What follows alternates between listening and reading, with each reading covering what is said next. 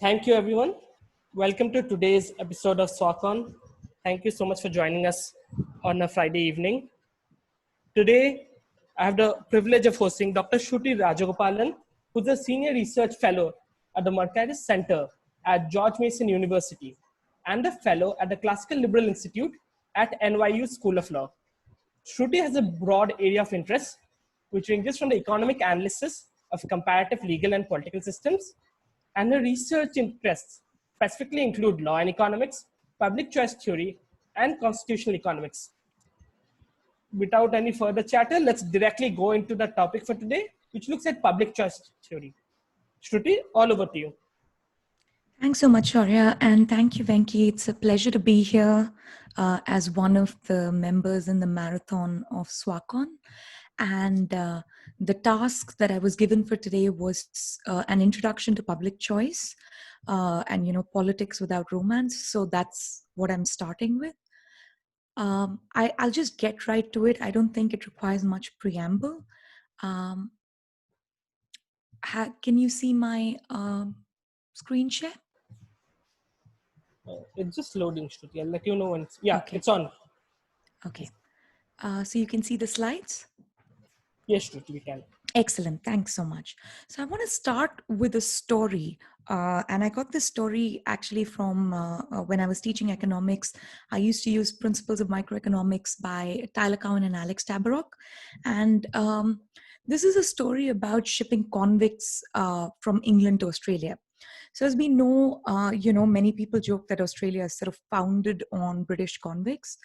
The reason was there was an enormous amount of prison overcrowding in England. And one way to deal with overcrowding was that they were going to put all the convicts on a boat and they were going to go from England to Australia. Now, as you can imagine, this was a very long journey in 1787. And it was long and arduous. The conditions on these ships were quite awful. About a third of the convicts on the ships died on the way to Australia, and the usual cause of fatality was scurvy, typhoid, smallpox, and so on. And the ones who didn't die and did manage to reach Australia were very ill. They were typically starved and malnourished or beaten. So it wasn't an ideal situation. And even though they were criminals who had been convicted and they were, prisoners, there was a call, as there should be in any civilized society, that this is a really big problem and even prisoners should be treated humanely. We need to do better in terms of transporting these convicts from England to Australia. So now the big question was how to save convicts. And a lot of people came up with different ideas. Some people said we should pass legislation. Some people thought that, there should be more policing on these ships. So there were different ideas that were put forward. Now, an economist's solution to the problem was, instead of paying the sea captains for every convict who boards the ship in England, the suggestion was that the sea captain should be paid for every convict who gets off the ship in Australia, right? And this is actually, it seems like a really small thing. It doesn't seem like a major change, but it had this enormous impact, right? So if you remember initially, about a third of the convicts died on the ship, right? So the fatality rate was about 33%. And after the economist solution was implemented, 99% showed up in Australia, which means the fatality rate went down from 33% to 1%, or slightly less than 1%, right? And this system was implemented in 1793. And if you think about it, nothing has really changed, right? The sea captains were always merchants. They didn't become more benevolent. They didn't become public spirited, nor did the convicts magically change. The only thing that changed was a rule which changed the incentives, right?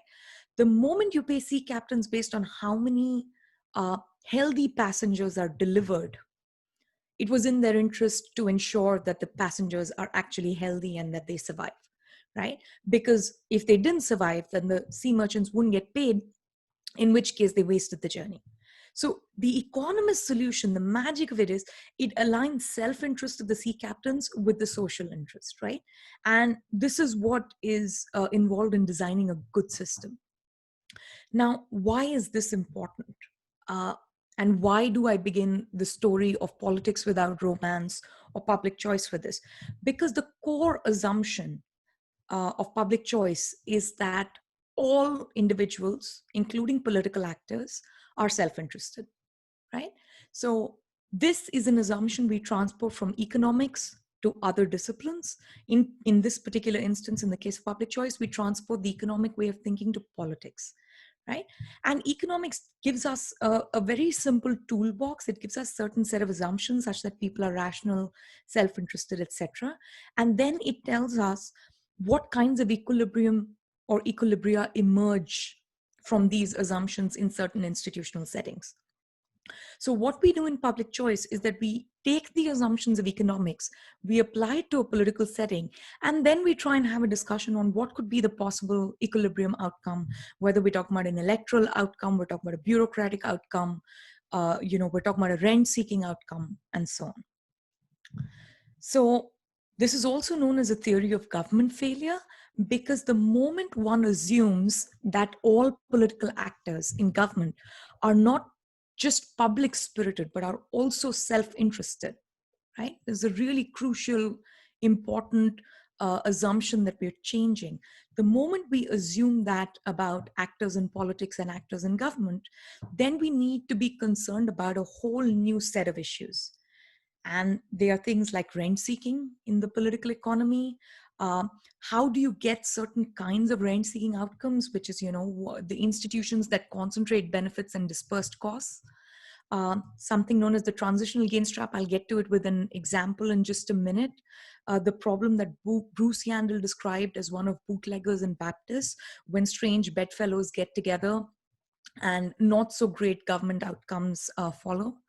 And finally, I'll discuss just a glimpse of what you get in the first past the post system in India. So I just want to give you different examples which are rooted in Indian political economy in these various topics, and then we can go from there. Okay. So the first is simply the question of rent seeking. Okay. For those who understand economics, you must be familiar with this graph. This is just a standard graph for any monopoly setting, right? The triangle there, which is typically associated with deadweight loss. This is also known as the Harburger triangle, because he's the economist who pointed out the costs of monopoly, which was the deadweight loss. And what Gordon Tullock pointed out was that if a government is in the business of awarding monopoly or privileges, then resources will be spent to get those privileges. And what are the resources spent? It's the brown rectangle, which is the profit. So in anticipation of getting the profit, people will spend a lot of money trying to get it, which is also known as monopoly rents. And therefore, this entire process, this political process, is known as rent seeking, right? So if you're in the competitive industry, then firms will keep investing. That is, if there are multiple people trying to get the monopoly privilege, then they will keep investing until these net profits, which is the triangle, will be eaten up. Which means now, when the government's in the business of awarding monopoly privileges, the loss to society is not just the Harburger triangle, which is the deadweight loss, but it is this entire trapezoid, right? Which is the brown portion plus the orange portion, which is the true cost of the monopoly. And this is what Gordon Tullock really taught us about how monopolies are not just a problem because of deadweight losses in terms of, all the units which should have been bought and sold but were not bought and sold, because the marginal benefit, which is your demand curve, was higher than the marginal cost, but also this other aspect which is invisible to everybody, which is people trying to compete over a period of time to get the monopoly privilege, right?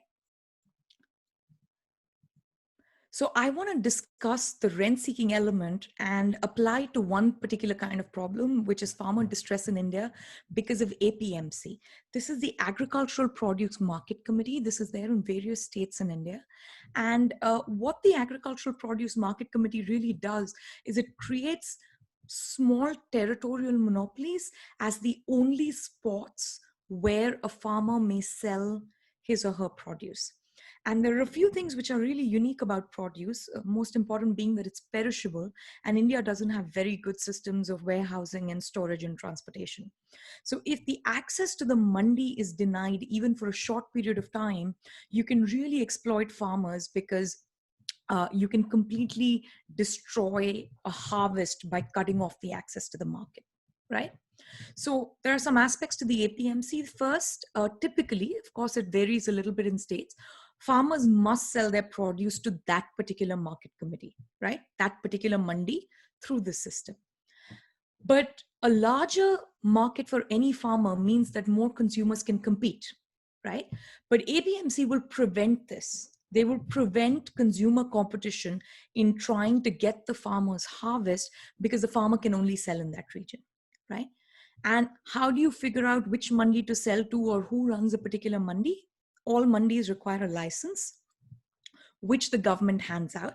So you can imagine that the traders who get the mandi license are the ones who capture all the rents from being able to, sort of coordinate all the farmers in one particular geographical area by forcing them to sell at that mandi. Now, the licenses are obviously quite beneficial because you can force farmers to sell at a pretty low cost, and you can get the large benefits of selling the same at a higher cost to the final consumer, and all the money ends up going to the middleman instead of to the farmer. So farmers are forced or exploited in this case by selling to a single individual, right? In this case, the mandi. The consumers pay more than the farmers get. So there is a huge gap between what the consumer pays and what the farmer receives. So the consumer loses in a way that the farmer does not benefit. And who benefits? The people with political patronage who actually manage to get the mandi license. Now, this is a classic case of rent seeking because now you have an entire spun off political economy in India where politicians and family members of politicians, local political leaders are constantly in line to get the mandi licenses, right? And the mandi license gives them control over a particular market. Now, why is there rent seeking? Because the mandi license is really valuable, right? So a lot of resources will be spent to get that license, right? And what is the economist's solution to the problem? The solution is just get rid of APMC, right? A few states did it during COVID. They actually temporarily suspended APMC rules and said that farmers can sell directly to consumers. Farmers can actually sell to multiple markets because they were trying to implement social distancing. But imagine if a farmer can directly sell to the consumer, then everything that the consumer is willing to pay will end up going to the farmer without any resources going to the middleman. So that's one benefit, but that's a distributional outcome.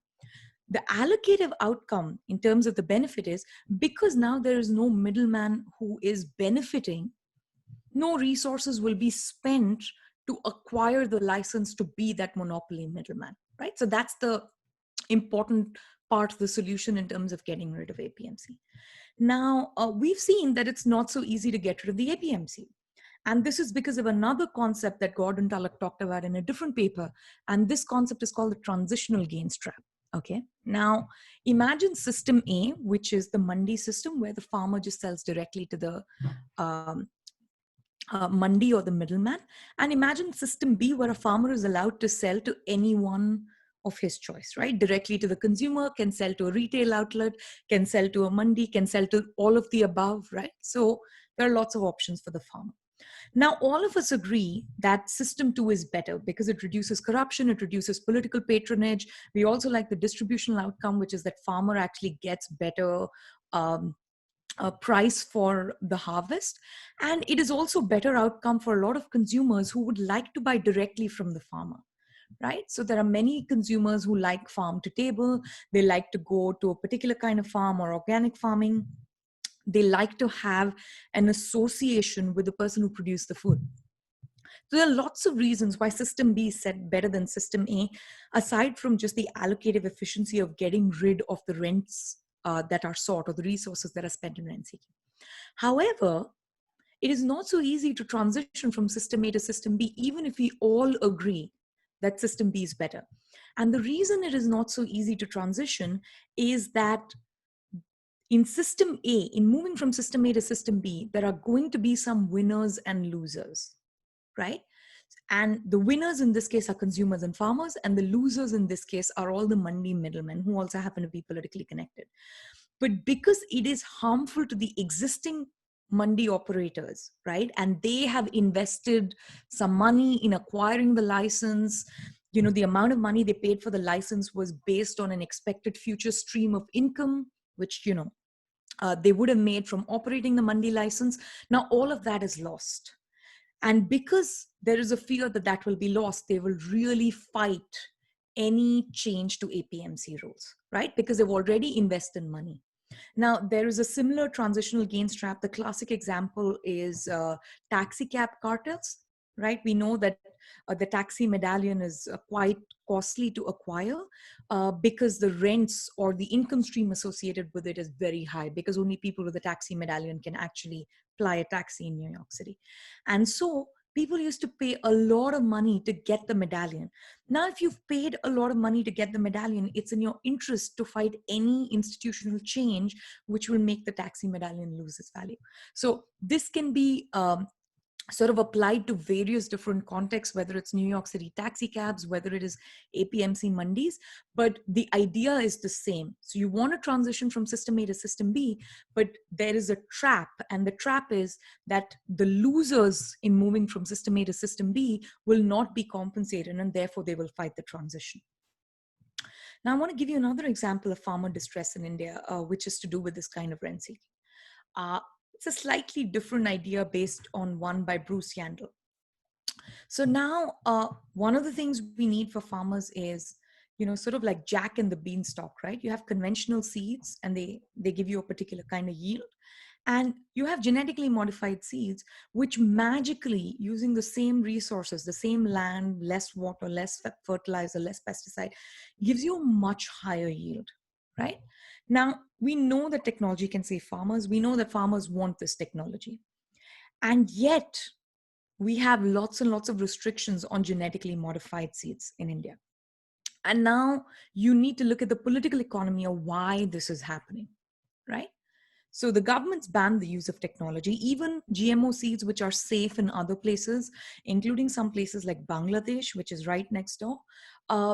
We have an enormous sort of like a system which imposes enormous restrictions on the use of genetically modified seeds. Now, Bruce Yandel wrote a great paper called The Bootleggers and Baptists.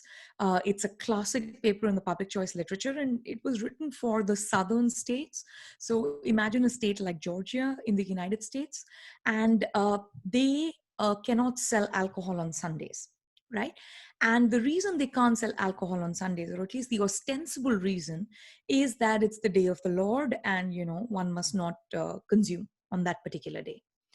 But that's one part of the story. That's the ostensible reason. There are also some people who directly benefit if alcohol sales are banned on Sundays, which is if I can't go to a bar or grocery store to just pick up alcohol, then I must be getting it from a bootlegger, right? And the bootlegger can charge a higher price on Sundays and make some money. So Bruce Yandel came up with this amazing theory that there are two groups that benefit from prohibition of alcohol, or the rules that one can't consume on Sundays. And one group is the Baptists, and the other group is the bootleggers. Now, the bootleggers are obviously profiteering from the system, and they're not necessarily, known as public spirited or public interested.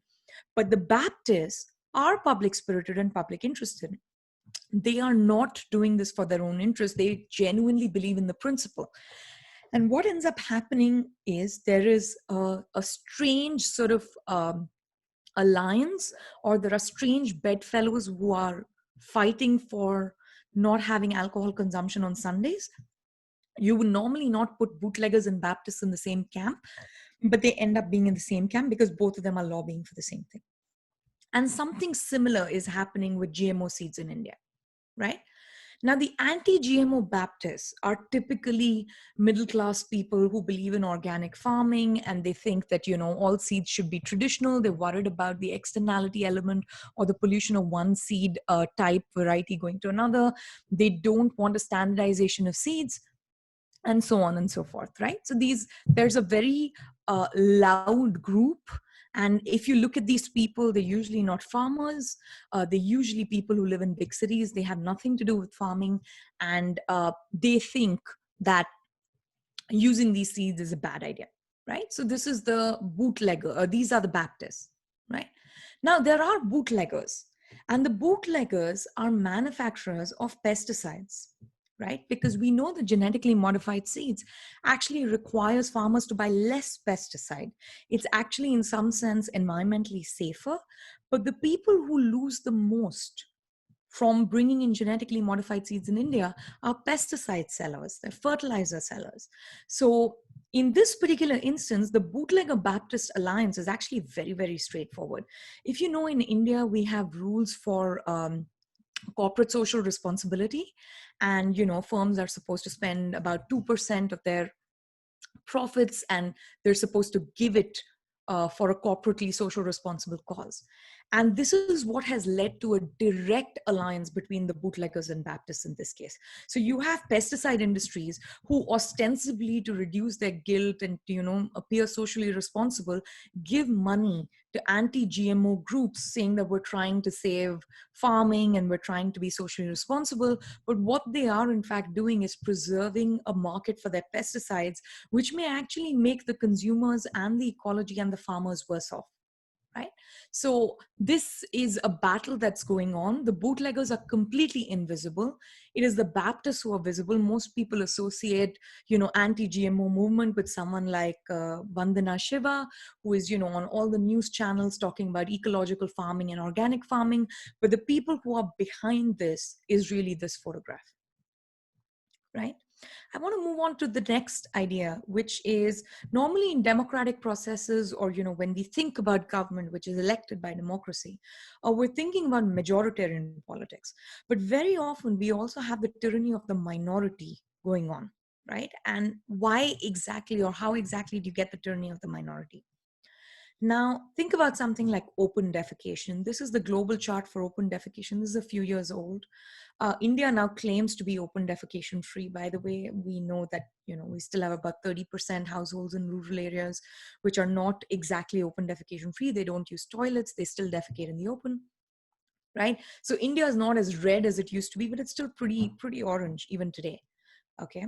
So now what does India need? The Swachh Bharat Abhiyan program, which was sort of, the big flagship program by Prime Minister Modi, they said you need toilets, right? There are movies that have been made on this. There are all sorts of, government campaigns. From 2014 to 2019, the project was announced that by October 2nd, 2019, which was the 150th birth anniversary of Mahatma Gandhi, we're going to make India open defecation free and every household will have a toilet. That was the idea, right? Now, but India doesn't just need toilets. India needs toilets that are connected to a sewage system. And the reason for that is familiar to all of us. No one wants to have a toilet which doesn't immediately have a systematic way by which we treat the excreta, or the exit option, right? And the reason for this is deeply mired in India's caste system. In India, most castes consider it polluting. Most people consider it polluting to handle human feces in any way. There are still lots of people who think it is not a great idea to have toilets in their home, which is not directly connected to a sewer system. Hand pump latrines and things like that, which were a big part of the Swachh Bharat Abhiyan. They built these toilets in people's homes, but the problem of how do you take the waste away was not solved, right? So there were two consequences of this in India. One consequence was it brought back manual scavenging in a big way, which actually makes India's caste problem much worse. And, I've written about this. There are other scholars who've written about how the Swachh Bharat Abhiyan in one sense was really attacking Dalits in India because it focused only on toilets and not on sanitation workers or sanitation technology. But the simpler part of it is we need to create a toilet system which is incentive compatible to people's preferences. Now, no one thinks the caste system is a good way, or ritual purity is a good way of informing one's preferences. But we know that it exists in India, right? So we know that just simply giving people toilets doesn't work. But We know this, right? Most people in urban areas, like most people who are probably tuned into this particular webinar, have the internet. So it's a reasonable presumption that you have homes with toilets or some kind of toilet facility in your hostel or dorm or room. And you just flush the waste away and you don't think about it. In a world where you did not have the option of flushing the waste away and you had to handle human feces, it's not so pleasant anymore. So what can be done? We need sewage systems, right? But India already knows this. So if you see this picture, this is a picture from Harappa. Indians, Indus Valley civilization was the first in the world, or at least that's what we know, to create sewage systems. So we had very clear pits and drainage, and Indians have sort of known for inventing a drainage sewage system. So why don't we have this? Right. And the reason we don't have this is we have not empowered our political incentives in a way that it works. So if you think about building a new sewage system today, now think about a local municipal corporator, right? What do they have to do? They have to dig up the entire town or the village or the neighborhood where the sewage system has to be built, right? Who's going to benefit from this system? People in the future, right? In fact, the greatest benefit is going to go to unborn children because better public sanitation system immediately drops infant mortality and problems like that. And the really big benefit is going to be far in the future when people are going to get less sick and they're going to have better productivity and better life outcomes, better income, because we solved a public sanitation problem. But all the costs are today. That is all the problems of having the entire city dug up, the problem of actually putting in a sewage system, managing all this human waste while we build the sewage system, all that is today. And all the benefits are far in the future, probably accruing to a very different municipal corporator or a different MLA or a different MP, right? And because costs are in the present and benefits are in the future, you're just not likely to get these systems, right? This is not the only problem. The other problem is all the benefits are dispersed, right? Everyone benefits from having a better public sanitation system, but all the costs are concentrated. They're concentrated to the 2 or 3 elected officials in that particular constituency and a couple of bureaucrats, or rather the public face of digging up everything. We've seen this over and over again with the metro. People hate the additional traffic jams that is caused by everything that is stalled because roads are dug up with the metro. The benefits are in the future, but there's a lot of abuse that happens in the present, right? But the other problem is everyone who will benefit is dispersed. They're not necessarily organized, right? So it's hard to lobby for this. So if you notice, even today, some of the best stormwater drain systems or some of the best sewage systems are in cities that were set up by the British. And even within the cities, like if you look at Mumbai, the colonial part of Mumbai, which is South Bombay, actually has far better stormwater drains and sewage systems than the newer areas in Bombay. And the reason for this is many argue that it wasn't built by elected officials. It was built by civil servants, right, during British times. So if we took away or tweaked certain incentives, we would immediately understand that elected officials are probably not the best people to be given responsibility for putting in sewage systems, because what they'll give you instead is toilets, right? Now, why do we get the tyranny of minority in majoritarian democratic politics? That's the other question. And this question has a lot to do with what kind of electoral system you have. So I'm going to talk a little bit about India's electoral system. This is moving away from the choice between a bureaucrat versus a politician to the different kinds of political or electoral outcomes that we get, right? So in India, one of the big problems why we get the tyranny of the minority is the first past the post system. Now, this is not new to most people who live in India. We've all heard the phrase vote bank politics. And what we mean by that is there's a small single identifiable group that is organized and usually votes together that does not represent or will not represent majoritarian interests, but will try and get benefits to that particular group. Now, in India, mostly these groups are divided by linguistic lines or caste lines, right? Sometimes religious lines. But that's how we think about the vote bank politics in India. And the reason we have this kind of vote bank politics in India is we have the first past the post system. So first past the post system is very, very simple. The candidate with the most votes wins, right? So it's not that you need to get 50% of the vote share or 70% of the vote share in some way to genuinely represent the majority of voters. You just need to be the first to, first among all the candidates. And if the person with the maximum votes in a particular instance got 26% of the votes or vote share, then that's the person that wins. There is no limit on the number of candidates per constituency. You can imagine why this matters.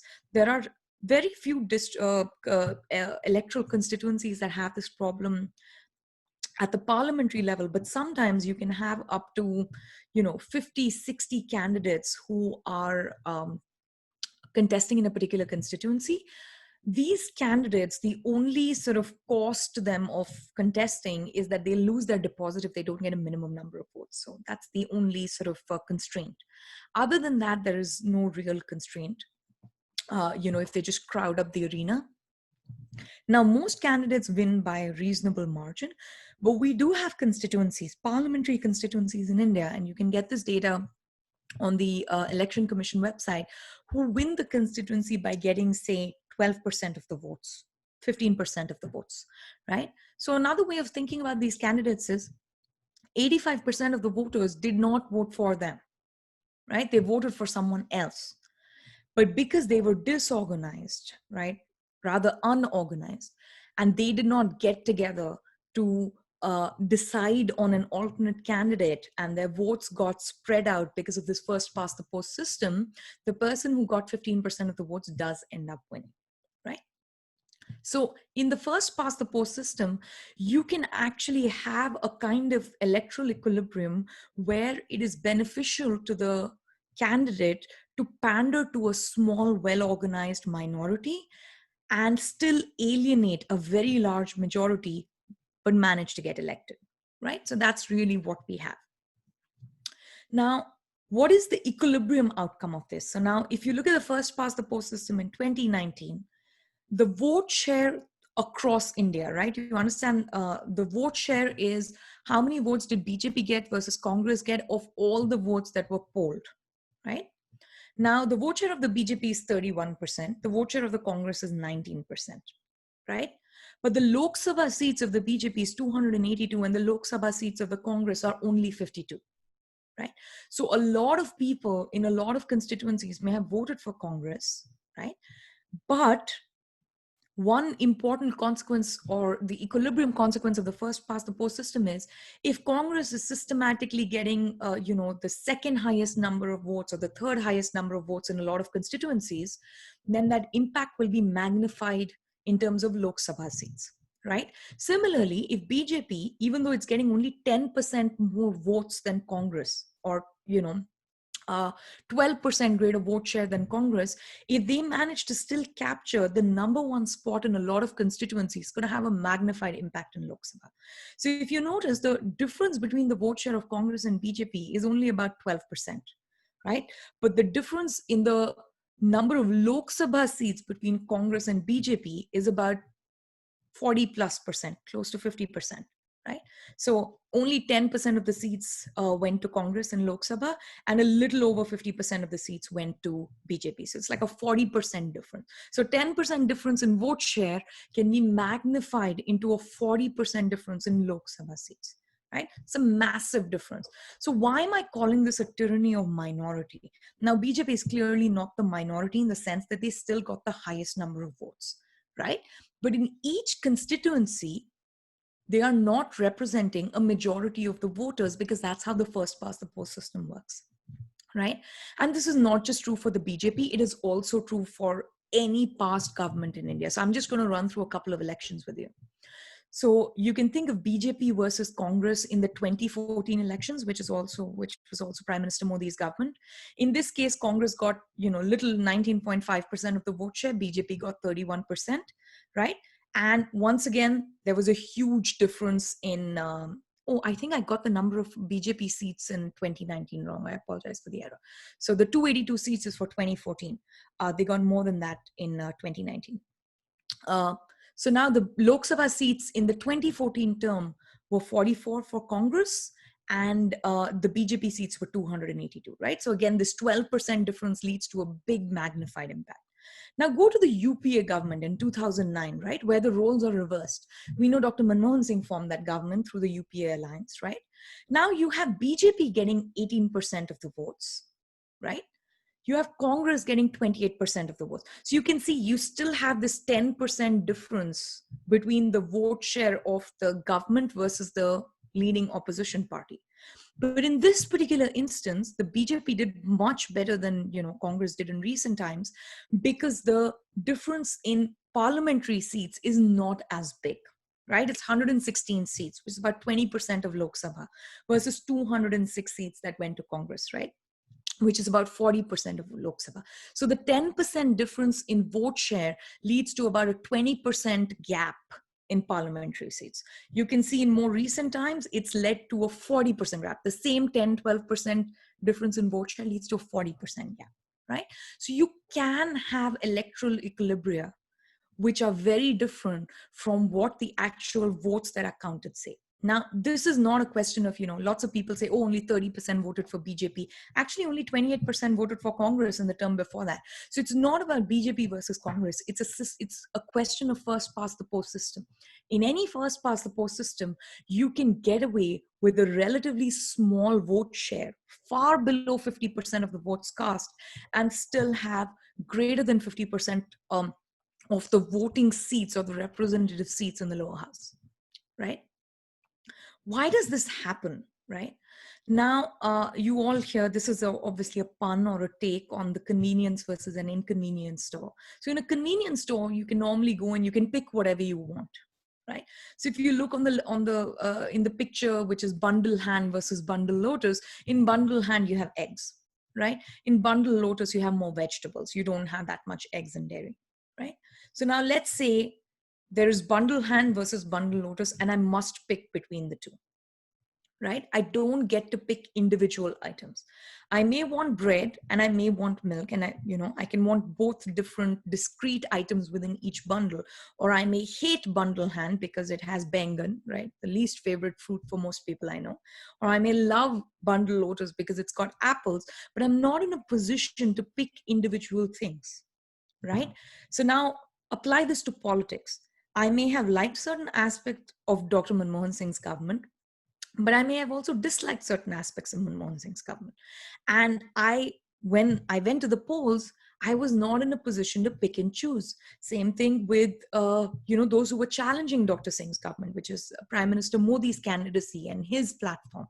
So one of the reasons why lots of people went along with Prime Minister Modi in 2014 was his accusation of corruption against the incumbent government and his promise to run a clean government, right? So now there are certain aspects on the BJP platform which may not be appealing to me, which may even be unsavory. In particular, if you ask me personally, I think a lot of the nationalistic jargon or the Hindutva jargon, in particular the promise to have something like the Ram Mandir made. So I may find certain aspects of the platform unsavory, but I may also find certain aspects of the platform savory, which is to run a clean government. But there is no choice in picking and choosing. You are picking one bundle versus another bundle. Now, I did not vote for either. In fact, I did not vote in that election or the subsequent election. So, I managed to escape this problem. But for a lot of voters who did vote in the BJP government, and we just talked about the vote shares, certain aspects of the platform might have appealed to them, while other aspects of the platform did not appeal to them, but they had no choice. They had to pick the entire platform. This is a very important way by which the political sort of process system works very differently from the market process system, right? So even though there is this notion of competition in a democracy or any kind of electoral process, there isn't the same kind of competition that you see in the marketplace, where I can actually just pick and choose exactly what I want. So the kinds of efficiency outcomes that you get in the marketplace because of this competition, you don't get in government or in the political process, simply because the political process is an inconvenience store, right? You're stuck with platforms and bundles. And this is also one of the reasons you get the tyranny of the minority. A lot of people may not go along with the majoritarian platform, but they voted for it for one reason or another. It could be an entitlement, it could be loan subsidies, right? It could be something like loan waivers for farmers, or it could be something like building a temple. It could be something like the CAA NRC, either for or against. Now, pick your favorite recent important platform question, and you are forced to vote on that basis and not vote on individual aspects or individual bundles. I believe that's about 40 minutes. I'll stop now, and I'm happy to take questions. Oh, I'll leave this last slide. I wanted to talk about a few reasons why in the Lok Sabha we get a certain kind of, really biased or asymmetric outcomes. And it's because of very, very specific procedural rules in Indian Parliament. But I'm happy to take that in questions. Thank you so much, Shruti. Considering that public choice theory does a beautiful job of explaining the incentive structures which exist. And like you pointed out, that those who actually benefit from the structure have an incentive to oppose any change. How do we go about it? Is there any way we can actually change or challenge the structure which exists? This is a great question, right? So I actually don't have those slides here. Give me a second. I want to put up a couple of slides to answer exactly this question. If you can just bear with me for a moment, okay?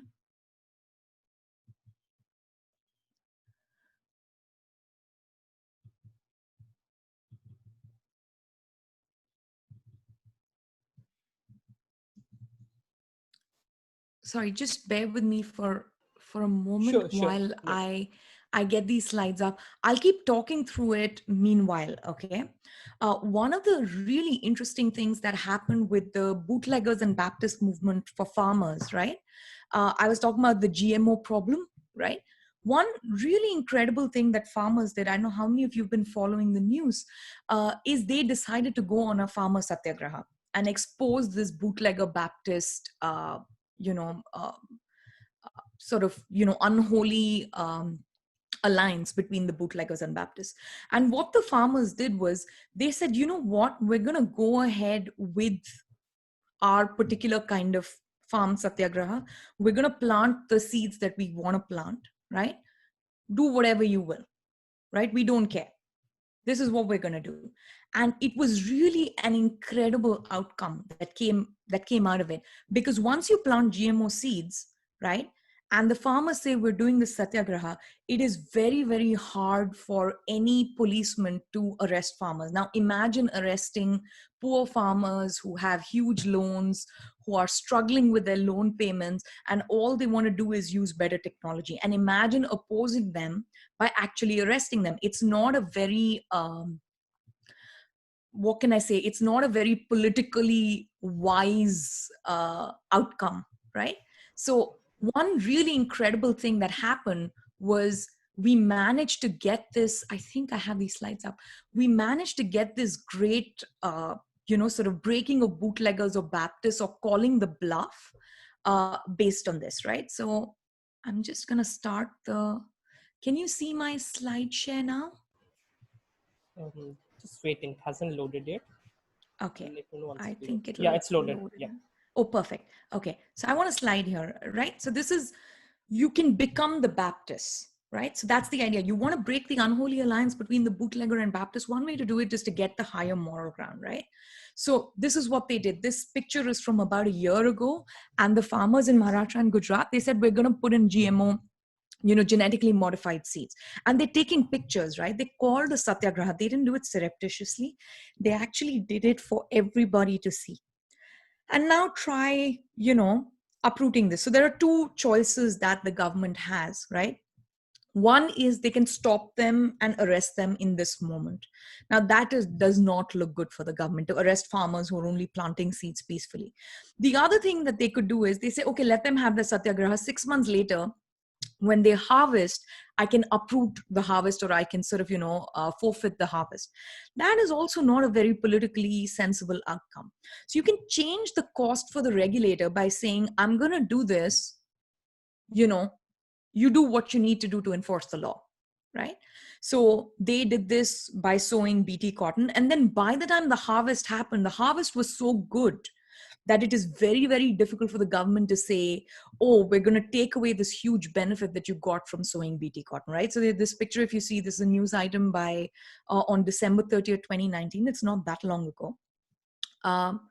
So, okay, another one, vaping, right? So if you notice, there are bootleggers and Baptists when it comes to vaping, right? So let's think about the same thing in vaping. So do you all, I mean, I assume you all know what vaping is. Vaping is basically the benefit of getting the nicotine without smoking traditional cigarettes, right? And they also have these in other flavors. Now, there are many people who ban vaping, right? Ostensible reason is all these middle-class parents sort of, getting together and saying, it's a gateway drug for children and it's a bad idea and it can be laced with all these other drugs which are not approved and, unregulated things can kill people. But who are the bootleggers when it comes to vaping? It's traditional tobacco, right? The biggest lobby against vaping is actually traditional tobacco.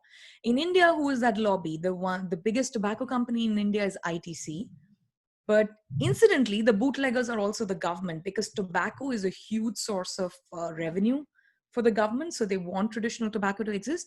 And incidentally, the government of India, through, LIC and other NBFCs, also, I believe, holds about 20% plus stock in ITC, right? So in this case, they're also more directly the bootlegger because they own stock in the largest tobacco company in India, right? Now, the problem is, look at these guys, right? This picture, there are people who are smokers, right? Who want to get off traditional tobacco, who want to vape because it's safer for them. So if you notice all these good middle class people, this is probably somewhere in Gurgaon, they're protesting, but they don't have the same moral high ground as farmers doing satyagraha. You notice the difference? They're trying to do exactly the same thing. They're trying to expose the benefits of vaping to them personally. They're trying to communicate with the regulator. But because they don't have the same high moral ground, it's a really big problem, right? And the deaths or the costs of smoking versus vaping tend to be a little bit invisible.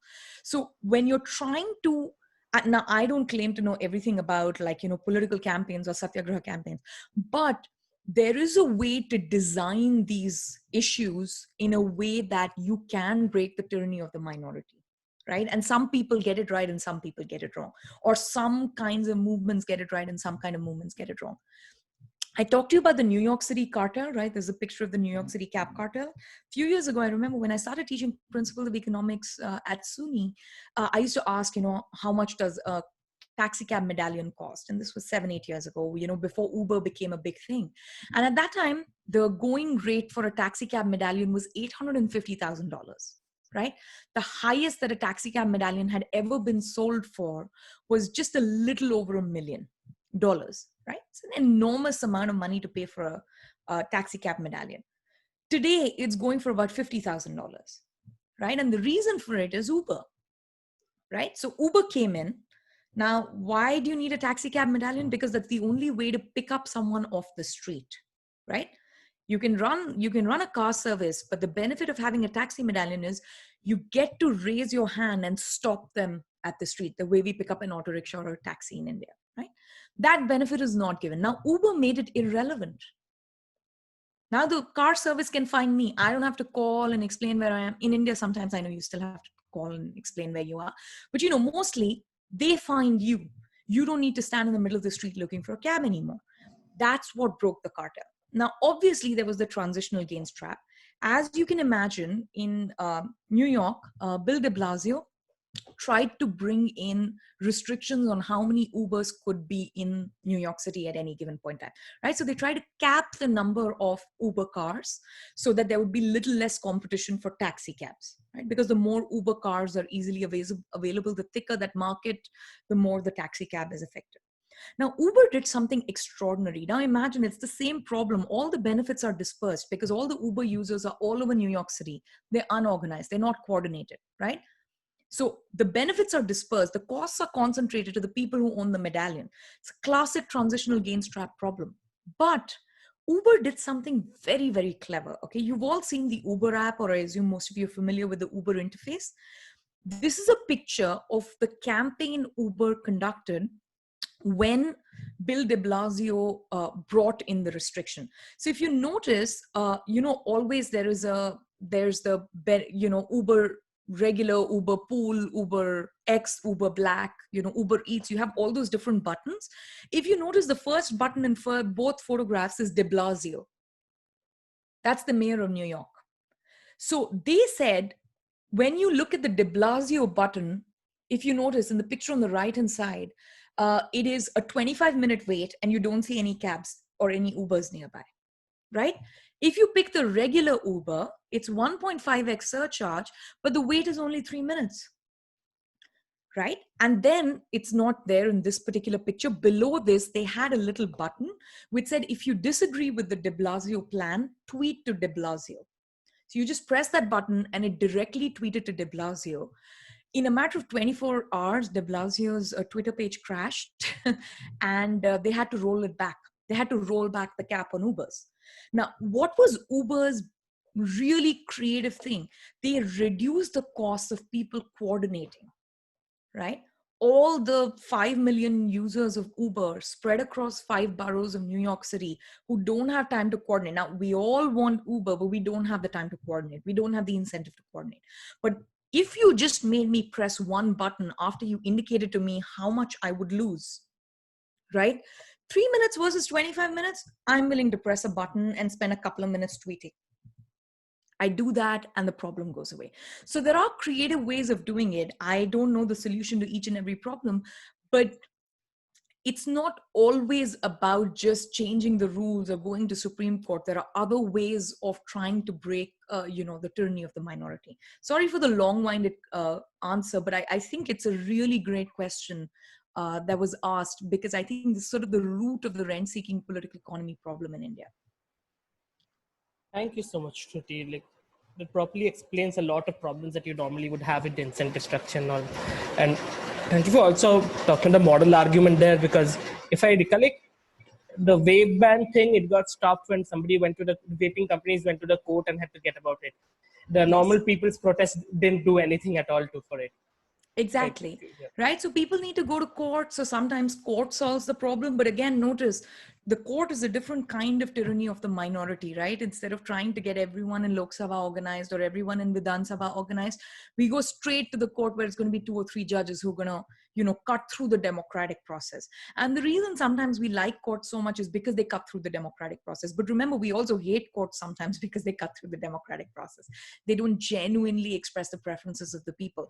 So going to courts depends on the outcome and depends on actually the incentive set up for the courts. But you're right, that is just as good an outcome as, this kind of farmer satyagraha or people satyagraha or online movements and things like that. Let's weigh in on one audience question here that I want you to weigh in on. Shruti, it says Yes. this. So there are examples of capitalism helping Dalits, but on a structural level, does public choice theory have any insights to the caste problem and whether markets in vacuum can solve the caste issue? So, I mean, the caste problem is really enormous, right? So, and I am not the best person to talk about all elements of the caste problem, but I'll touch upon a couple of examples of, caste issues when that highlight public choice issues, right? So this is just, that's what I'm limiting myself to. Now, one incredible thing that has happened in Indian politics is Dalits are about 17% of, the Indian population, right? Now, there are also OBCs who very often align with Dalits, and then it becomes a larger constituency, but Dalits by themselves are 17% of the population. Now, in a normal system where you required that more than 50% of the people need to vote for an individual, it would be very difficult, given the current power structures, for a Dalit candidate to actually win, right? Especially if we don't have certain seats reserved for Dalit candidates.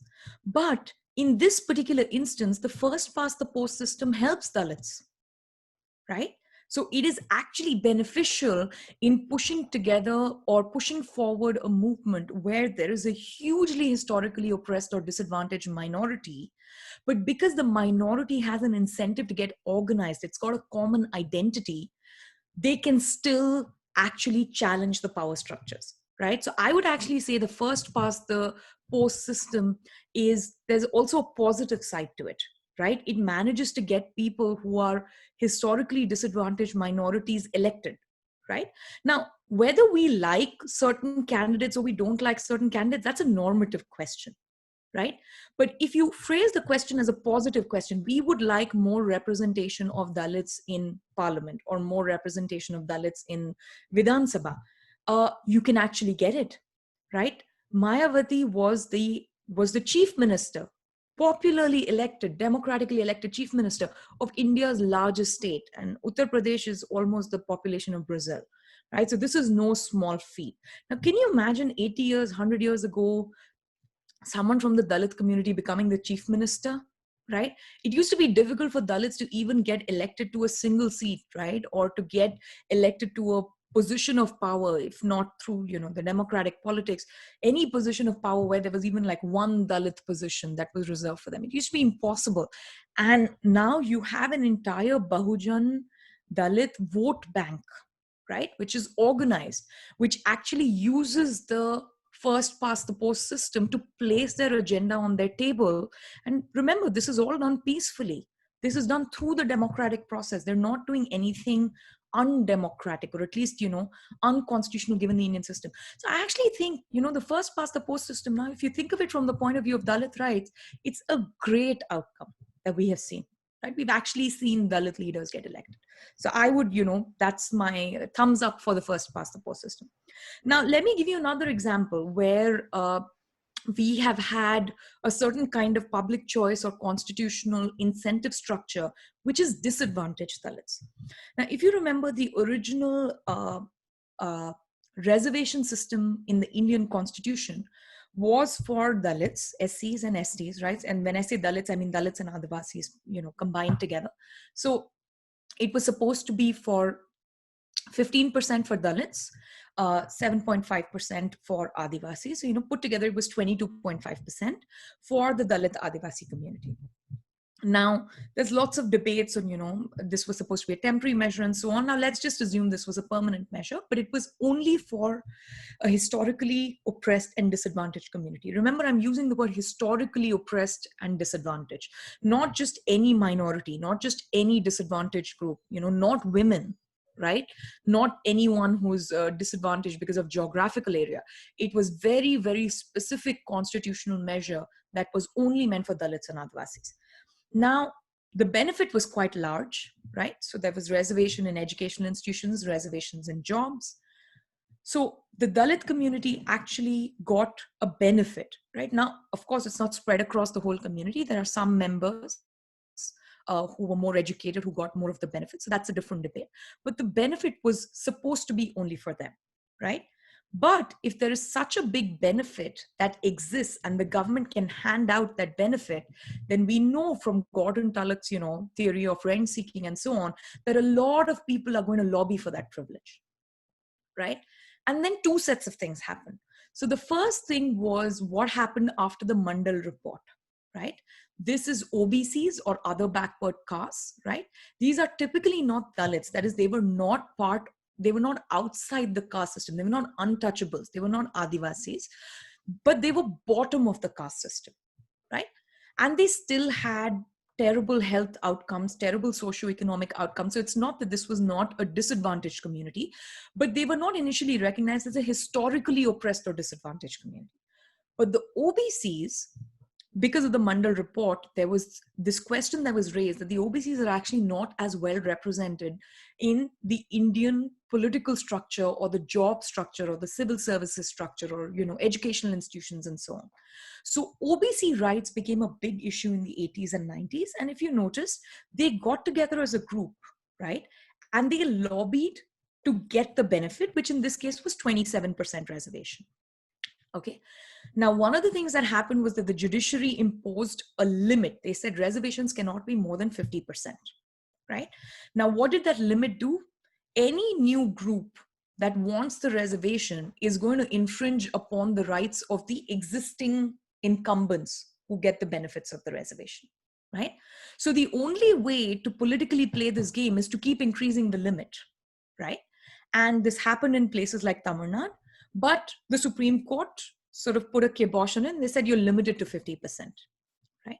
Now, there is lobbying for upper castes who are economically disadvantaged, right? So traditionally, the Brahmin Vanya community, which the Dalits felt were the oppressors and who were actually the reason for Dalit, oppression or disadvantages, and who usually occupied all the elite positions, they were left out of reservations. But now there's an enormous lobby that, hey, we should not decide this based on historical oppression or caste. We should decide this based on socio-economic disadvantage. So the 103rd Constitution Amendment now changes what is qualifying, or rather the requirement to get the benefits of reservation. And it says things like, you own less than X acres in land and you make less than X amount of income annually, or, your family is not that wealthy. So now we have traditionally landowning castes, traditional upper castes, who are fighting for the same benefits because the government is in the business of handing out benefits, right? So if we think about it, does this benefit Dalits or does it hurt Dalits? It depends on what time period you look at and how you view the problem of reservations and historical disadvantage, right? Now, I think this is a terrible thing. It's done two things. It's incentivizing more and more people to assert their caste when the original Ambedkarite vision was to annihilate caste, right? So the caste identities are getting stronger because there are benefits associated to the caste identity. I think that's the first issue with this.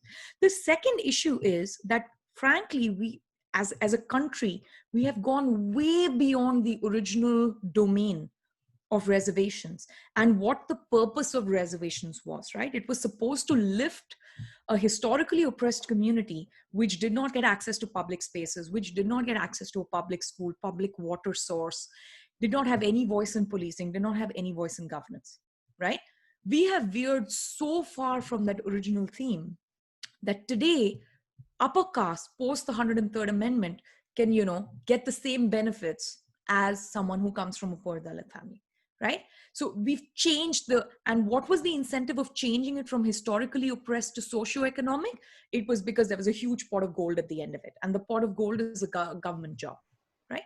Lot of people, so, Patidars, who landowning community, right? Kapu's landowning community, all these historically, traditionally upper caste communities now want government reservations.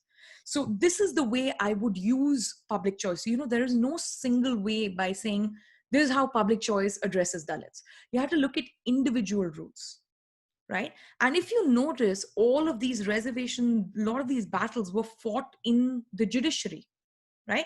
So there's one element which is fought in parliament, which is the democratic element, right? There is an anti-democratic element, that is limits to democracy, which is fought in the judiciary. So this battle, these two institutions, how they battle and what equilibrium we get, time will tell. But it is not clear that always, the democratic process will hurt Dalits or always the democratic process will benefit Dalits. It depends on the very specific institutional setting and the very specific institutional group. Thank you, Shruti. I think even politicians have an incentive to hang around the fruit of reservation in front of both groups because they have a voter base fixed instead of actually trying to solve the problem. Yeah, and it goes back to first past the post, right? So if there is a certain, one of the lists, the reason they call scheduled caste and scheduled tribe is they are added to the schedule at the back of the Indian Constitution, right? So if you're a community added to that schedule, you're part of that. There was a lot of lobbying for different castes to be part of the schedule, right? Therefore, be included in the scheduled caste. Now, this goes back to the first past the post system. If you're a group which is well organized, right? Even if you weren't historically disadvantaged, you can create a vote bank and try and sneak in as one of those castes, right? Which is exactly what we see happening over and over again in democratic politics. Sorry, Thank you you. were saying something No, before no, I I was just interrupted. asking you a follow-up question to this. Considering the first past the post poll system has its issues and problems, what would you say would be a beneficial alternative to this, which does not end up putting the power in the hands of the majorities instead? Well, there are many views on this, right? One view is that this is actually quite a popular view that if you genuinely want, a larger interest to be represented as opposed to a narrow interest based on language or gender or religion or caste or something like that, we need to have a system where even within the first past the post system, you need to get more than 50% of the votes of the total votes polled in that constituency, right? So you can have as many over 50%, right? So in that sense, the upper limit is the same as the first past the post system. The floor is now set as 50% plus one vote, right? So that's the big difference. You don't need to say you can only have certain number of people contesting. You can have no limit at all, but people will not invest their resources. It's very costly to fight elections, so people will not invest a lot of resources in candidates who are not going to win more than 50%, right? And the way to enforce the rule is to have a second runoff election, which is if there is no candidate who gets 50% of the vote, then you take the top two or the top three candidates and then you have a second runoff election, right? That's typically what people think should be done. So let's say that we had the first past the post system. No one got a majority.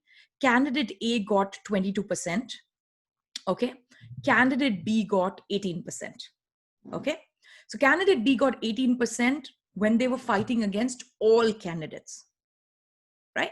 Candidate A got 22% when they were fighting against all candidates.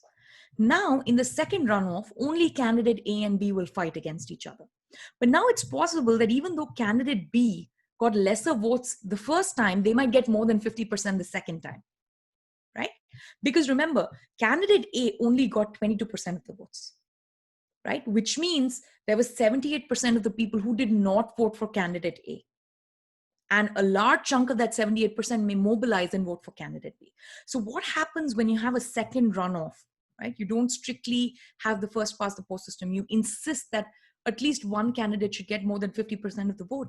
You don't get the candidate who can most easily organize a small minority. You need candidates who appeal to a broader group, right?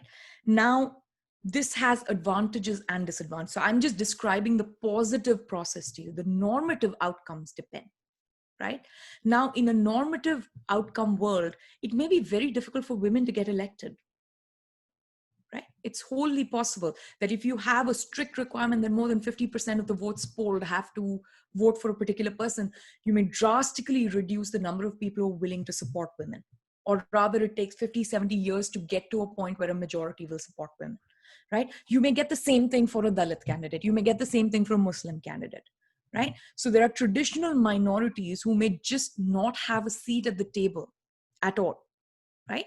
So there are different ways of handling that problem. If you remember what was happening in pre-colonial India, you had separate electorates, right? So you can have separate electorates for women, you can have separate electorates for Muslims, you can have separate electorates for Dalits, for Adivasis. So, separate electorates is just a concept. It depends on who you use it for. In India, it was based on religion, right? In pre-colonial India, it was based on religion. So that's one way to think about it, right? So it just depends on what the end goal is, right? So you have to design. All public choice tells you is you have this set of incentives, you're going to get this set of outcomes through the political process. Now, whether you like that outcome or not, that's not for public choice economics to inform, right? So there are going to be some really great socially beneficial outcomes, but majoritarian politics also makes certain power structures persist. So it's not so clear to me that any given system is like sort of the panacea of what's going on. I would say actually the real benefit is to restrict the domain of government so that all this becomes less and less relevant, right? So that people have more options to choose. But it's very difficult, right? It's very difficult to limit that domain of government. Thank you so much. Considering the getting women elected and getting Dalits elected point, just wanted to clarify something. Is gerrymandering as big as an issue in India? Would you consider that having a stake as it has in public choice in USA? Yeah, so gerrymandering is less of an issue in India, and there are many reasons for it. One historical reason for it, okay, I have to give you a lot of context for this, so I might as well start. So in India, we had something called the Delimitation Commission. I don't know how many people are aware of this, but in India, each person's vote does not count for the same, right? And the reason is that we technically have constituencies which are proportional to the population in the constitutional scheme, but we don't actually implement it. And the reason is in the 1970s, India decided that they're going to freeze the constituencies based on the population size of the 1971 census. Okay. The reason for this was manifold. In India, as you know, we don't have a Senate. Each state does not have equal representation. It has proportional representation. So if Uttar Pradesh has 80 Lok Sabha seats, it also has more Rajya Sabha seats than, a small state like Goa. In the United States, whether you're South Dakota, whether you're New York, right, irrespective of the population of the states, both get 2 senators in the Senate, right? Now, one of the major problems was in India, we don't have a deeply fiscally federal system, right? All the money goes to a central pool and then it gets redistributed. The trouble was the southern states, right? The southern and western states were richer, right? And they also had, therefore, more revenue raising ability, but they also had better outcomes, right? They lowered population very quickly because, as you know, birth rates drop when infant mortality drops, and infant mortality is very, very tightly correlated with GDP per capita, right? So richer states had better outcomes, poorer states had worse outcomes. But one of those outcomes was that poorer states had a faster population growth than richer states. And if you have a faster population growth, that means you get more seats in Lok Sabha and more seats in Rajya Sabha. So the southern and western states sort of protested and said, hey, we implemented the population control program. Actually, they didn't. It's just an outcome of being richer. But they also said that, we implemented the population control program by the union government, and we are getting punished for implementing it because now we have a smaller voice in parliament. So the solution they came up with to solve this problem was the Delimitation Commission, which froze the number of seats based on the 1971 census. And in the 70s, they said that we will revisit the problem with the 2001 census. Okay. Now, we had 2001 rolled in, and then the problem had just gotten worse. As you know, we've had even greater divergence in the outcomes of different states. And Parliament kicked the can down and said, we'll decide in 2026, right? So now the reason I'm giving you this huge background is the kind of gerrymandering we have in India is each state has a fixed number of seats. Okay. So Uttar Pradesh is going to have 80 seats. That's it, right? So that's the number of seats they're going to have. Now within Uttar Pradesh, you can redraw the boundaries.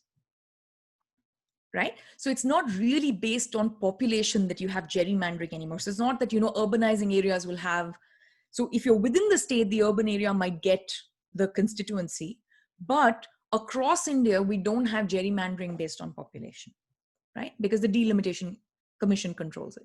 This doesn't mean we won't have it in the future, right? But we just have a different set of rules. Also, we have a different kind of Delimitation Commission in the United States.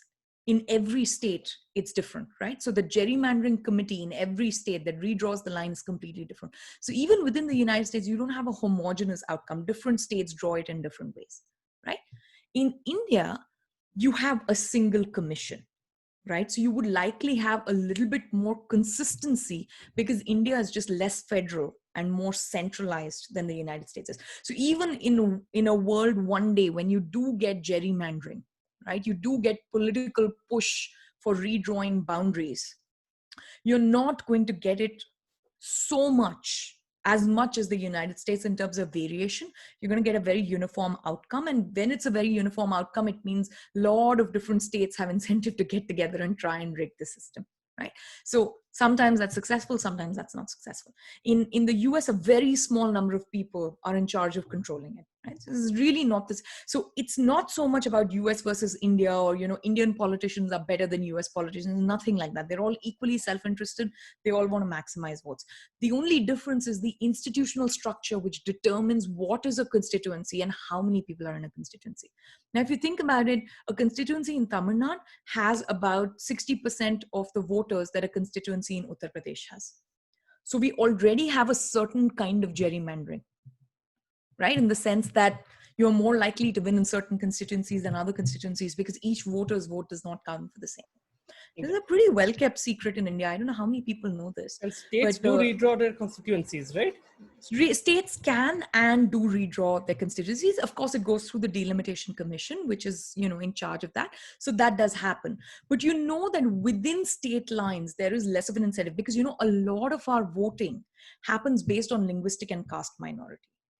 Right? So there is a certain element of gerrymandering, but not as much within each state, right? But across states, there is going to be a fair amount, right? So it's at different levels. So it's not a yes or no binary. It's that, there's a low level of gerrymandering taking place in India right now, and there could be a high level of gerrymandering in the future.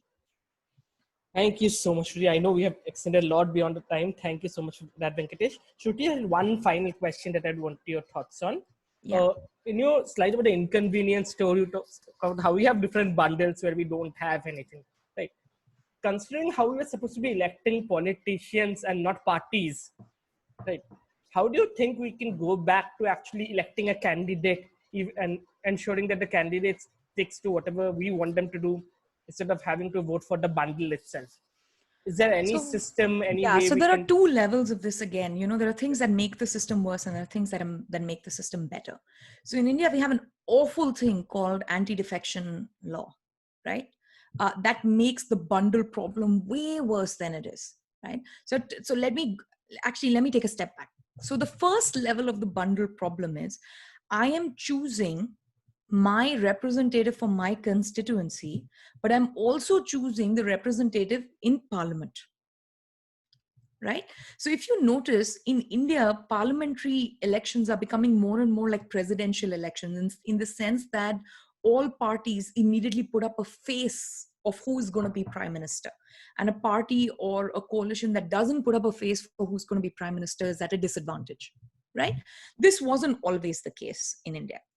Sometimes it was obvious because Nehru was everything. Sometimes it was not so obvious, such as in the 90s, right? The parliamentary process and which candidate would become PM in which coalition was not so obvious. So you got some, oddballs like VP Singh or, HD Devagowda, who were not like the face of the campaign while it was being fought, but they ended up becoming the prime minister.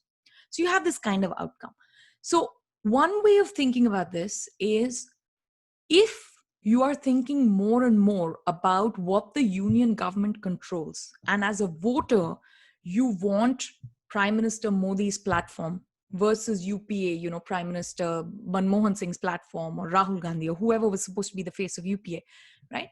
If you think as a national politics issue, you are more likely, right, irrespective of the institutional structure, pick as a bundle. Right? Not just pick as someone for your own constituency, right? So that's the first level problem. The second level problem is what we have because of the 52nd Amendment. So since 1985, there's something called the Anti-Defecation Constitutional Amendment. The 52nd Amendment is also a law. It says that you can't switch from one party to another, right? So that's what we know. There's no more horse trading and there are strict rules on horse trading. But one really terrible thing that the anti-defection law did was that it said you cannot vote against your party whip command, right?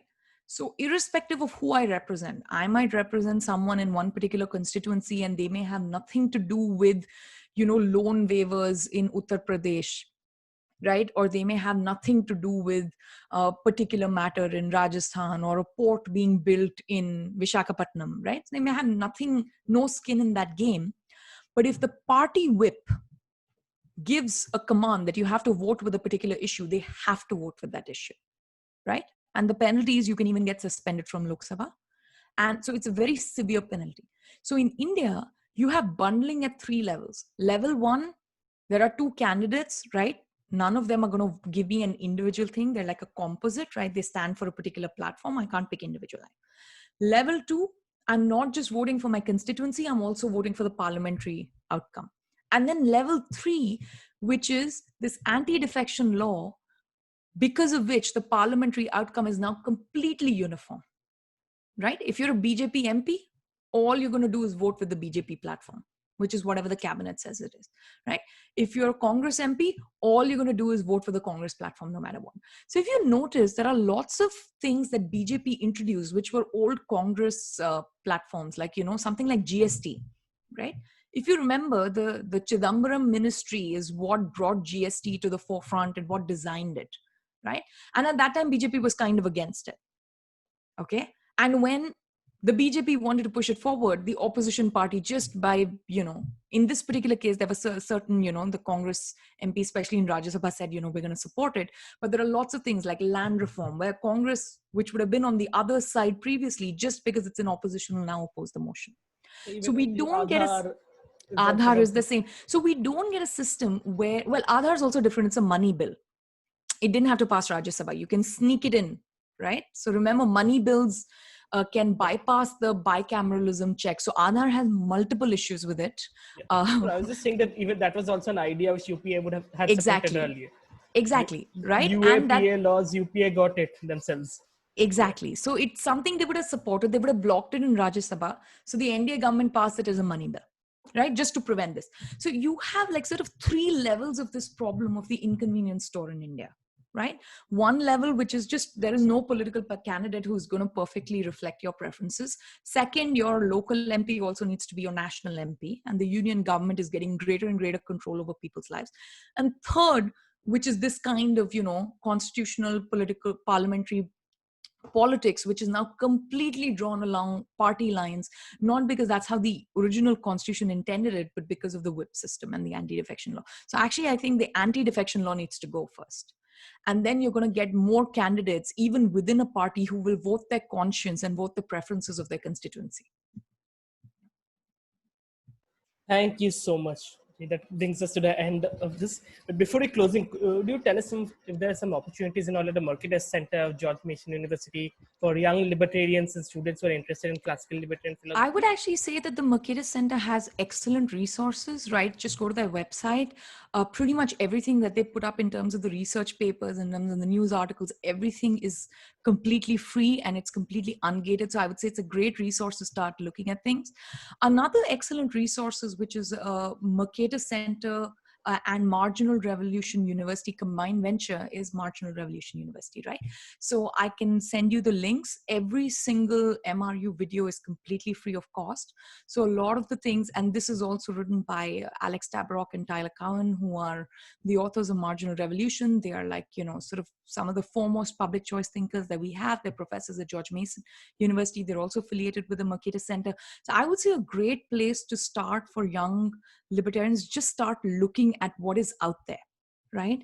And my sense is there's a huge literature and public choice and classical liberalism that needs to be created for India. And we keep looking to the West for that literature because that's where the literature exists. So I think a place to start is to look at that literature and see how you can apply it to local problems, right? So if they talk about bootleggers and Baptists and alcohol, you can think about how you apply it to APMC or some other local problem in your community. So I think that's a good place to start.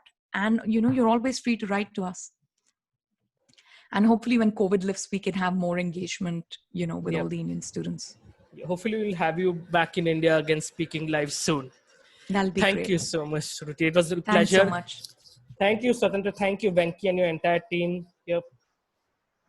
Shruti, is it all right if you share your Twitter handle with them so that if they have any further questions and all, yeah, please. I post about various things, including dogs and public choice and anything that catches my fancy. So Twitter is a good way to reach me. You can find my email, just Google me, and you can find my Mercatus email. You can also email me. So, feel free to stay in touch. Thank you so much, Shruti. Thanks so much.